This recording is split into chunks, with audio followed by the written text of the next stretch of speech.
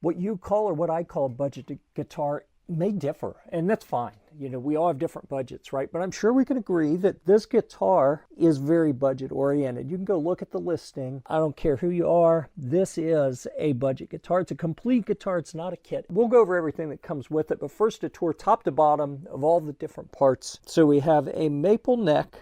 You can see a couple of the little bent steel string trees, some sealed unbranded tuners. This is a plastic nut. The fretboard is HPL. It's high pressure laminate. It may be wood, it may be paper, some sort of material that's compressed with some resin to make something that looks kind of wood-like. Some people like it, some people don't like it. I kind of like that you have to worry about oiling it or it drying out. It's very durable. I mean, there's some good things about the HPL, in my opinion.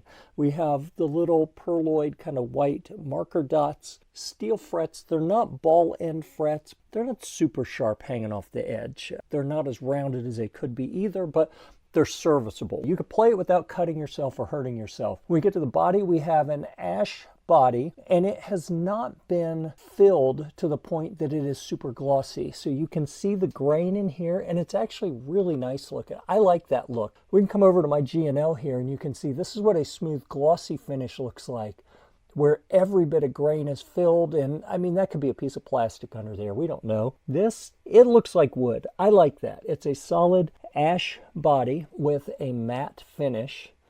Here is your output jack, a 6-point pivoting tremolo with solid steel saddles, and you can see your arm, the tremolo arm hanging off here.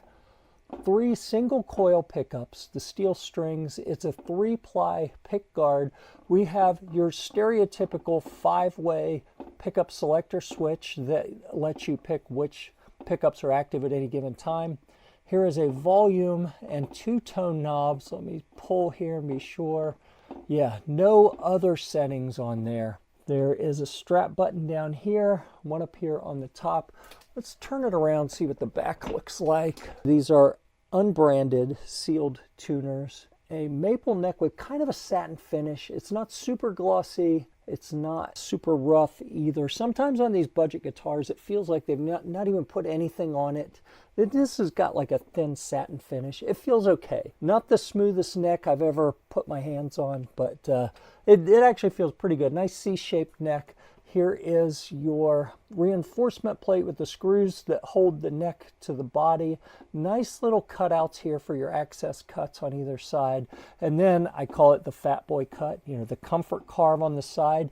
And it's rounded over nicely. This reminds me of my Japanese Fender Stratocaster, the way it is rounded over, a little nicer than some of the angular American models. This is where the tremolo cavity is, and trim springs are under there, and you have little ports for changing the strings without taking that off if you like. Overall, it's got all the right parts. I found it to be playable out of the box, but not perfect. I have put some time into the setup, and I almost have it dialed in. It's absolutely playable now. It was not bad out of the box, just not perfect. So what do you expect in this price range, right? So it also comes with the inexpensive type guitar cable, 2 different wrenches, Allen wrenches in here, one for adjusting the neck relief that you do through this little port right there, and the other little tiny one is for changing the height of the saddles with those little screws.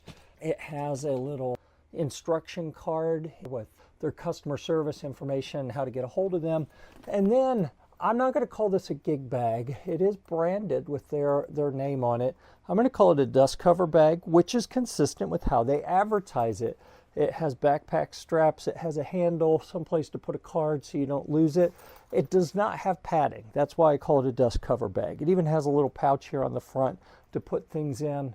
And that's it. That's everything that comes with it. It's not a complete kit. If you're getting this for a beginner, you'll need something to plug it into. It has a cable, but you need some sort of little amp. Would I suggest a little Orange Crush Mini? Maybe, I don't know. A lot of different options on amps that you can get for a beginner. You probably want some guitar picks, although you can play with just your fingers. You don't have to have guitar picks either.